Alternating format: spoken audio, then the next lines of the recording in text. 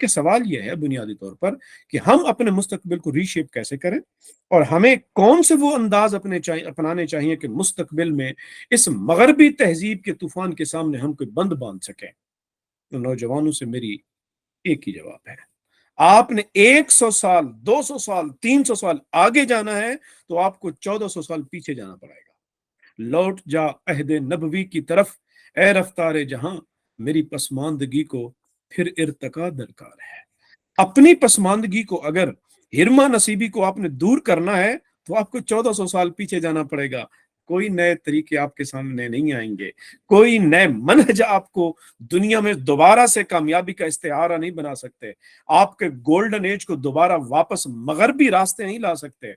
انہی راستوں کو آپ نے واپس کھودنا پڑے گا، آپ کو تلاشنا پڑے گا کہ وہ کون سے راستے تھے کہ جن راستوں پہ چل کر آپ کے اسلاف نے عظمتوں کے مینارے تعمیر کیے تھے، اور آج تک ان کی عظمت کی داستانیں جو ہے وہ دنیا کے صفحہ صفحہ ہستی پر رقم ہو چکی ہوئی ہیں کہ دنیا اس کو مٹائے وہ نہیں مٹتے ان کے عظمت کی داستانیں۔ تو اس لیے ہمیں وہ 1400 سال پیچھے جانا پڑے گا۔ اگر چاہتے ہو تم نکھرا ہوا فردا کا رنگ، فردا کا مطلب کیا ہے؟ فردا کا مطلب ہے آنے والا کل۔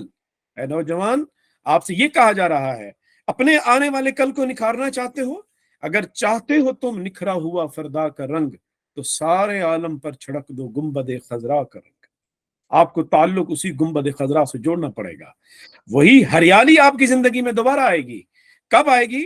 کہ اپنا تعلق اپنے نبی سے دوبارہ جوڑنا پڑے گا آپ کو، وہ جو تعلق آپ کا ٹوٹ چکا ہے اسی کو جوڑنا پڑے گا۔